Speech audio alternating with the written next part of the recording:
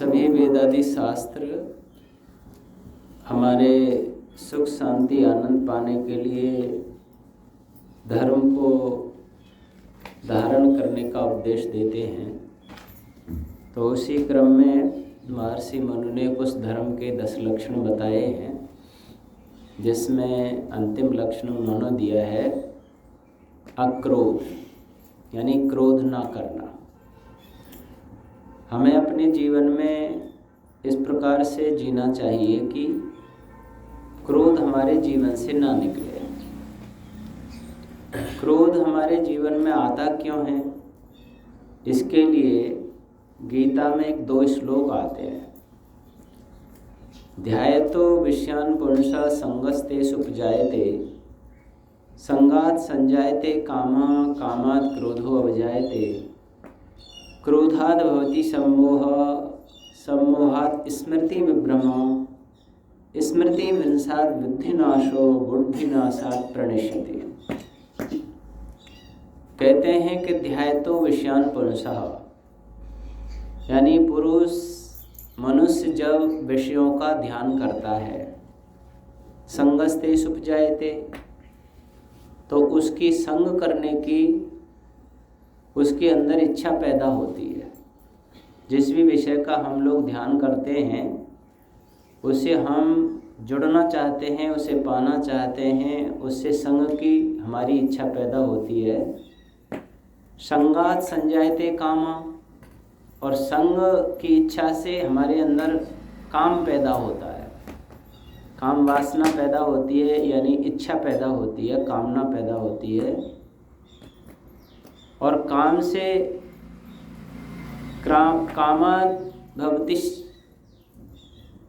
सम्मोह, ध्यायतो विषयान् पुंसः संगस्तेषु उपजायते, संगात् संजायते कामः, कामात् क्रोधो अभिजायते। काम से क्रोध पैदा होता है, मानी क्रोध पैदा होता है इच्छा विघात से, यानी हमारी जो इच्छा है वो पूरी नहीं होती है तो हमारे अंदर क्रोध की उत्पत्ति होती है। हम जो चाहते हैं वो नहीं हो पाता, उससे क्रोध पैदा होता है। फिर क्रोध से क्या होता है, क्रोधाद् भवति सम्मोह, क्रोध से हमारी बुद्धि में मूढ़ता पैदा होती है, अज्ञान पैदा होता है, अंधकार पैदा होता है। और सम्मोहात् स्मृति विभ्रम, फिर हमारी स्मृति डामाडोल हो जाती है, यानी याददाश्त हमारी खो जाती है। और स्मृति विनाशात् बुद्धिनाशो, स्मृति विभ्रम होने से, डामाडोल होने से बुद्धि का नाश हो जाता है। और बुद्धिनाशात् प्रणश्यति, बुद्धि का नाश होने से उसका सर्वनाश हो जाता है। क्रोध होने से हमारे अंदर अपना पराया सम्माननीय, कि ये मेरा सम्माननीय है कि नहीं है, ऐसा कुछ हमारे दिमाग में फिर रहता नहीं है। क्रोध आने पर हम किसी को भी अपमानित कर सकते हैं, बुरा भला कह सकते हैं। क्रोध आने पर इतनी मूढ़ता हमारे अंदर आ जाती है कि वो व्यक्ति स्वयं की भी हानि कर लेता है। क्रोध में कोई फांसी खा लेता है, कोई जहर पी लेता है, क्रोध में आकर के स्वयं अपने सुसाइड कर लेता है। क्रोध जो है वो अपना भी नाश करता है और दूसरों का भी, और मूलतः नाश तो अपना ही करता है, स्वयं का। जिसके अंदर क्रोध पैदा हो रहा है, क्रोधी व्यक्ति स्वयं पहले अपना नाश करता है, कि उसके अंदर स्मृति बुद्धि का नाश हो रहा है। और स्मृति बुद्धि का नाश होने से उसकी सारे अच्छे व्यवहार खत्म हो जाते हैं, तो उसका ही सर्वनाश हो जाता है। इसलिए ऋषि मुनियों ने कहा है कि जो व्यक्ति धर्मात्मा होना चाहता है और अपने जीवन में सुख शांति चाहता है और यह लौकिक और पारलौकिक आनंद को पाना चाहता है, तो वो अपने जीवन में क्रोध को कभी आने नहीं दे। अब इसको रोकने के लिए करना क्या होगा, तो सबसे पहले अपनी इच्छाओं को कम करना होगा। हमने जो औरों से अपेक्षाएं इच्छाएं ज़्यादा बढ़ा ली हैं, उनको हमें न्यून करना होगा, कम करना होगा। पूरी तरह समाप्त तो नहीं हो सकती हैं, लेकिन बहुत आवश्यक हैं, उतने तक हमें उसे सीमित रखना होगा। जैसे धन कमाने की इच्छा है, सम्मान पाने की इच्छा है, मकान दुकान बनाने की इच्छा है, घर परिवार के संबंधी लोगों से अच्छा व्यवहार पाने की इच्छा है, सम्मान की इच्छा है, वो हमें थोड़ी करनी पड़ेगी, कम करनी पड़ेगी, तब जाकर के क्रोध हमारे जीवन से रुक सकता है। इच्छाएं कम करने से लाभ क्या होगा? क्योंकि आप जो है ना अपने आप में संतोष को प्राप्त होंगे, अपने आप में तृप्त होंगे। धर्म एक ऐसा शासन है जो स्वयं में अपने को व्यवस्थित करता है। धर्म कोई बाहरी दिखावा नहीं है। अपने अंदर और बाहर को, अपने आप को मर्यादित करना, ये धर्म का काम है। तो हम स्वयं मर्यादित हों, और ये धर्म के लक्षण स्वयं ही अपनाने के हैं। अगर कोई व्यक्ति नहीं अपना पा रहा है तो मैं नहीं अपना पा रहा हूँ, तो ये बात यहाँ नहीं है। चाहे दुनिया के लोग कुछ भी करें, पर मुझे मर्यादित और व्यवस्थित रहना है। मुझे अन्यों से अपेक्षाएं नहीं रखनी है। मैं चाहता हूँ कि मेरा पुत्र इस प्रकार का काम करे, और वो नहीं कर पाता है तो मेरे अंदर क्रोध पैदा होता है। पत्नी पति से जो चाहती है, अपेक्षाएं रखती है, इसे मेरे साथ ये व्यवहार करना चाहिए, वो नहीं कर पाता है तो क्रोध पैदा होता है। पति को पत्नी से कुछ अपेक्षाएं होती हैं, अगर वो अनुकूल नहीं हो पाता है तो उसे क्रोध पैदा होता है। हमें अब इसमें क्या करना है कि ये सोचना है कि मैं भी तो किसी के अनुसार 100% नहीं जी सकता हूँ। वो आदमी जो चाहे उसके अनुसार मैं भी तो नहीं 100% जी सकता हूँ। तो मेरे ही सब अनुकूल 100% कैसे हो जाएंगे? हाँ, थोड़ा बहुत कोई है, उसी पे संतोष करना चाहिए, तभी जा कर के हम क्रोध पर विजय प्राप्त कर सकते हैं। वैसे क्रोध पर विजय प्राप्त करने के और भी कुछ फॉर्मूले दिए हैं। एक तो ये दिया है कि जहाँ आपस में कहीं क्रोध की स्थिति बन रही हो तो उस जगह को तत्काल छोड़ देना, इससे भी शांति मिलेगी। वो वातावरण उस समय शांत हो जाएगा और बाद में जाकर के फिर शांति आ जाती है। कई बार उबाल आते हैं, फिर वो बाद में जाके शांत हो जाते हैं। दूसरी बात, क्रोध की स्थिति आ रही हो तो थोड़ा कोई आदमी जल पी ले तो भी हो जाता है, पर तत्काल ये व्यवस्थाएं हो नहीं पाती हैं। तीसरी एक बात यह है कि अपने को समझा ले कि भाई क्रोध मेरा ही नुकसान करेगा, दूसरे की कोई हानि नहीं कर सकता है, पहले मेरी ही हानि होगी। कुछ विद्वान तो ऐसा कहते हैं, क्रोध जब आता है तो हमारे अंदर 40 प्रकार का विष बनता है, जहर बनता है। ऐसा भी बताते हैं कि जिस समय आदमी क्रोध में हो और उसकी सांसों को किसी यंत्र से इकट्ठा कर लिया जाए और किसी के अंदर इंजेक्शन वगैरह बना करके डाल दिया जाए, किसी में दे दिया जाए, तो उसकी मौत हो सकती है, इतना जहर बनता है।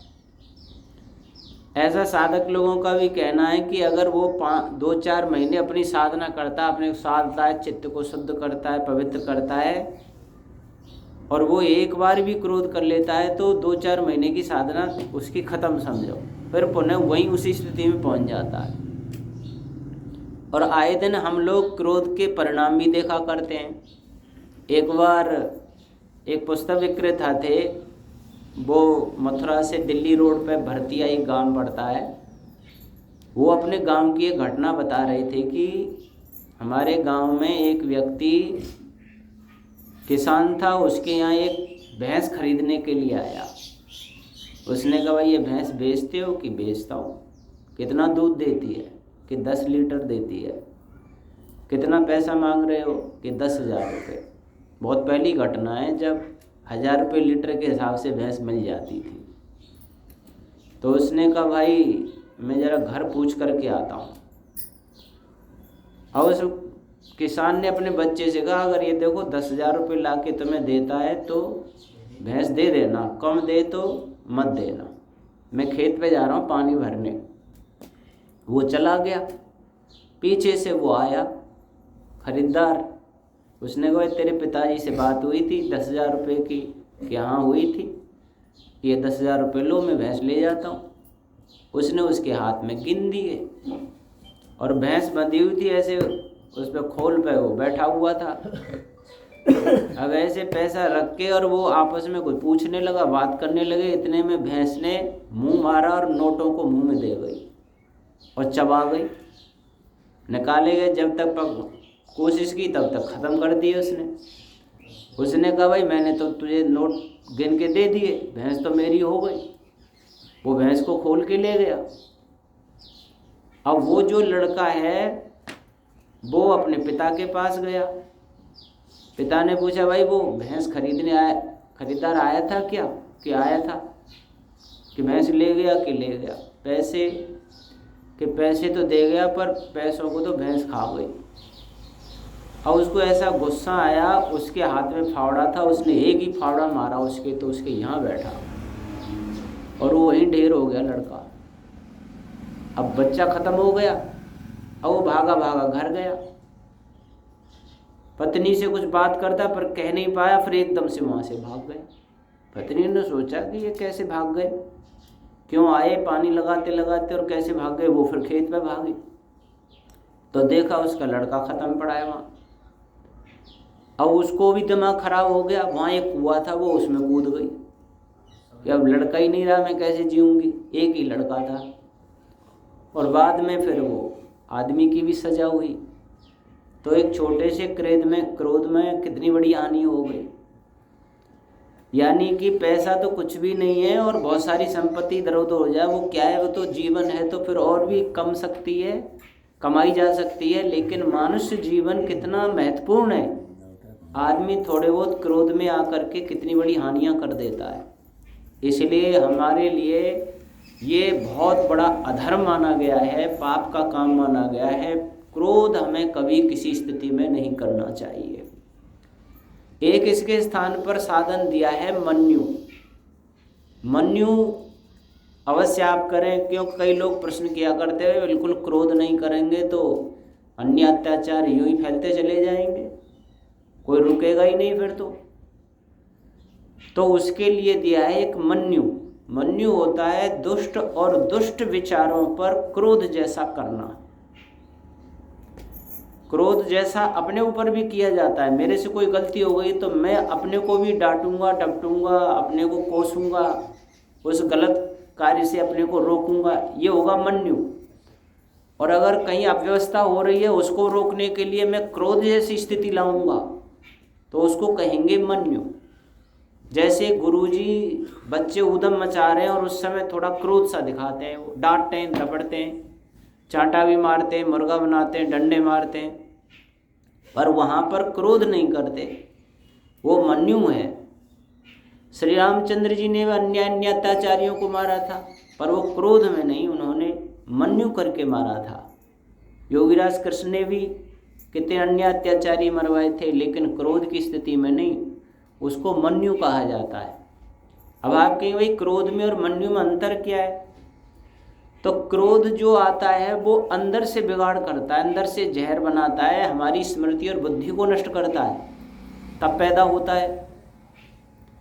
मन्यु जो होता है वो अंदर से आप व्यवस्थित रहेंगे, ज्ञान में रहेंगे, बुद्धि आपकी बिल्कुल शांत रहेगी, मस्तिष्क बिल्कुल शांत रहेगा, कोई गर्मी नहीं होगी, कोई उथल पुथल नहीं होगी। और ऊपर से आप व्यवस्था बनाने के लिए अपने में कठोरता दिखाएंगे, ज्ञान पूर्वक कठोरता दिखाएंगे, अपने में बिल्कुल शांत और गंभीर बने रहेंगे, बुद्धि बिल्कुल सही बनी रहेगी और ऊपर से कठोरता दिखाएंगे, तो वो चीज़ होगी मन्यु। और अंदर से बिगड़ गया, हम आग बबूला हो गए, हमारी बुद्धि डामाडोल हो गई और फिर हम क्रोध कर रहे हैं, तो समझ लीजिए वो क्रोध है। क्रोध जब आदमी करेगा तो बाद में पश्चाताप करेगा, करे ये मैंने क्रोध में क्या कर दिया, समझ लो वो क्रोध में हो गया। मन्यु करेगा तो वो पश्चाताप नहीं करेगा क्योंकि वो पहले से ही ज्ञान पूर्वक कर रहा है और उससे अनर्थ नहीं होगा, अनर्थ नहीं कर पाएगा। क्रोध में तो बहुत सारी दुर्घटना कर देता है पर उससे दुर्घटना नहीं होगी, एक व्यवस्था बनाने के लिए एक कठोरता दिखा रहा है, तो उससे कोई नुकसान नहीं हो सकता है। मन्यु वो चीज़ है, इसलिए हमें मन्यु को तो धारण करना चाहिए लेकिन क्रोध को अपने जीवन में धारण नहीं करना चाहिए। एक यहाँ पर एक दृष्टांत में देता हूँ कि जो व्यक्ति धर्म पर चलते हैं, इन सब धर्म के लक्षणों को अपने जीवन में अपनाते हैं, धृति क्षमा दमो अस्त्यम शौचम इंद्रिय निग्रह धीर विद्या सत्यम क्रोधो दशकम धर्म लक्षणम, इनको जो अपनाते हैं वही सही मार्ग पर चलते हैं, वह अहलौकिक पारलौकिक सुखों को पाते हैं। और जो इन लक्षणों को छोड़ के चलेंगे वो समझ लिए संसार की व्यवस्था से लीक से हटके चल रहे हैं, उनके लिए इहलोक भी दुखदाई है और परलोक भी दुखदाई होता है। कहते हैं एक बहुत बड़े जागीरदार थे, लेकिन उनके पास में कोई संतान नहीं थी। बहुत से लोग शहरों में और गांव में भी आजकल तो भ्रमण करने जाते हैं सुबह सुबह। तो वो भ्रमण करने के लिए जा रहे थे, तो रास्ता था, रास्ते में एक बच्चा और ऐसे खड्डा खोद रहा था। तो उन्होंने पूछा, बेटे क्या कर रहे हो? कि खड्डा खोद रहा हूँ। पर रास्ते में खड्डा क्यों खोद रहे हो? कि रास्ते में नहीं खोद रहा हूँ, साइड से खोद रहा हूँ, तुमने देखा नहीं, रास्ते से हट कर के खोद रहा हूँ। बोला आप ऐसे खड्डा खोद रहे हो, कोई गिर जाएगा? बोलो गिरेगा वो जो रास्ते से हटके जाएगा, जो रास्ते में चलेगा वो खड्डे में क्यों गिरेगा? मैं रास्ते से हटके खोद रहा हूँ। उन्होंने कहा बच्चा तो बड़ा समझदार है, आपका क्या नाम है? कि कोई किसी भी नाम से पुकार लेता है, उसी नाम से बोल पड़ता हूँ। आपके माता पिता कौन है? कि पता नहीं। कहाँ रहते हो? कि जो प्यार करता है वहीं रह जाता हूँ। और उनके पास संतान नहीं थी। उन्होंने सोचा बच्चा समझदार है, चलो इसको क्यों ना अपने पास रख लें, हमारे पास संतान भी नहीं है, क्या हमारे पास रह लोगे? मैंने कहा ना जो प्यार करता है उसके साथ रह लेता हूँ, जो प्यार नहीं करता उसे छोड़ देता हूँ। तो हमारे साथ रह लो, हम प्यार करेंगे कि रह लूँगा। ले गए और उन्होंने गोद नाम उस बच्चे को ले लिया, बड़ी प्रसिद्धि के साथ दावत वावत दे दी, भाई इस बच्चे को हम गोद ले रहे हैं, रख लिया। अब कुछ समय के बाद ऐसा हुआ, सौभाग्य हुआ कि उनकी पत्नी गर्भवती हो गई और साहब दूसरा बच्चा आ गया। अब जब दूसरा बच्चा आ गया और कुछ बड़ा हुआ तो उनके दिल दिमाग में विकृति आई, अरे हमने ये क्या किया, पता नहीं किस जाति का है, किसका बच्चा है, और इसको हमने ले लिया, ये सारी संपत्ति का आधी संपत्ति का मालिक हो गया, हमें क्या पता था हमारा भी बच्चा हो जाएगा। अब क्या किया जाए, सोच में पड़ गए, आधी संपत्ति इसको जाएगी, आधी इसको जाएगी। और उन्होंने एक नियम सोचा, एक प्लान किया। तो कहते हैं कि जब 4-5 वर्ष का वो बच्चा हो गया, 5-6 वर्ष का, तो उसका प्रतिवर्ष जन्म दिवस मनाते थे। तो उस बड़े बच्चे से कहा, देखो आज छोटे भाई का तुम्हारे का जन्म दिवस है, और ये टोकरी ले जाओ और जो हमारा वो खेत है बगीचा उसमें से फूल तोड़ लाओ, क्योंकि इसका जन्म दिवस है, पंडित जी आएंगे, फूलों से आशीर्वाद देंगे। अब वो फूल लेने चला गया, रास्ते में वो छोटा भाई मिल गया। उसने कहाँ जा रहे हो? कि आज आपका जन्म दिवस है, चलो स्नान वगैरह करो, मैं आपके आशीर्वाद के लिए फूल लेके आ रहा हूँ। तो उसने कहा मैं लाऊंगा। अरे नहीं मैं लेके आ रहा हूँ, आप चलो। नहीं मैं ले आऊँगा। तो बच्चे कभी जिद कर जाते हैं, मैं लेके आऊँगा अपने जन्मदिवस के लिए। तो वो टोकरी दे के लौट आया कि चलो ये ले आएगा, मैं और कोई काम कर लूँगा। अब वो चला गया। जब वो लौट के आया तो उनने कहा कि भाई तुम तो फूल लेने के लिए गए थे। कह रहे रास्ते में वो छोटा भाई मिल गया और वो जिद करने लगा कि मैं लेके आऊँगा, मैं उसको टोकरी दे के आ गया। तो एकदम वो भागे गए। तो वहाँ जाके देखा तो बच्चा मरा पड़ा था, क्योंकि वहाँ उन्होंने किसी जल्लाद को कह रखा था एक बच्चा आएगा और उसको गोली मार के भाग जाना। तो वो लड़का भी उनके पीछे पीछे चला, तो वहाँ तो मच गई, वहाँ पर रोने लगे। तो वो बच्चा समझ गया कि भाई ये तो मारने का प्लान मेरा ही था। तो वो जब व्यवस्था उसकी हो गई, अंतिम संस्कार वगैरह हो गया, तो बच्चा वहाँ से जाने लगा। उन्होंने पूछा कहाँ जा रहे हो बेटा? बस जहाँ कहीं भी चला जाऊँगा। बोला देखो एक भाई तुम्हारा आया था, वो भी चला गया, अब हम किसके सहारे रहेंगे? हम कहाँ रहेंगे? बोल तुम्हारे लिए तो वो खड्डा ही है जो मैं रास्ते से हट के खोद रहा था। मैंने कहा था जो रास्ते पर चलेंगे वो सही चलेंगे, और जो रास्ता हट के चलेंगे वो उनके लिए तो वो खड्डा ही है। तो दृष्टांत है ये, तो ये समझना चाहिए कि जो धर्म रूपी रास्ते पर चलते हैं उनके दोनों लोक सुंदर, सुखद और मंगलमय होते हैं, और जो धर्म रूपी रास्ते को छोड़कर चलेंगे, चाहे वो कितना भी धन बल वैभव कुछ भी कमाएं, उनका ना यह लोक सुंदर बनता है ना परलोक सुंदर बनता है। धर्म क्या है? धर्म एव हतु हंति धर्मो रक्षति रक्षिता तस्मात् धर्मो न हंतव्यो मानो धर्मो हतो वदी। महाभारत में आता है जो धर्म की रक्षा करता है धर्म उसका सुरक्षा कवच बन जाता है, और जो धर्म को छोड़ देता है धर्म ही उसका नाश कर देता है। इसलिए हमेशा हमें धर्म पर चलना चाहिए अगर वास्तव में हम सुख शांति आनंद का पान करना चाहते हैं। अधर्म को चाहे किसी भी कीमत पे, कितने भी लोभ लालच में आ रहा हो, उसको कभी नहीं अपनाना चाहिए। यही हमारे जीवन का वास्तविक लक्ष्य है।